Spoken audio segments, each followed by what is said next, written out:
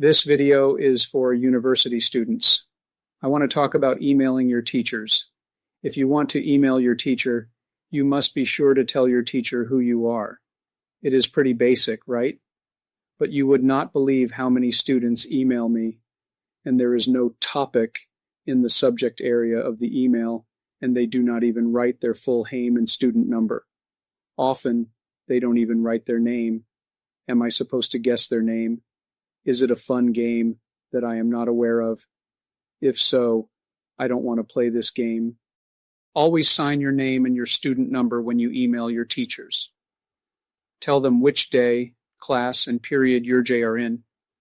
Your teachers are busy and have many students, so be considerate of their time. Emailing correctly with a subject in the subject area and signing your name is an important skill for your future, so please start doing it while in university.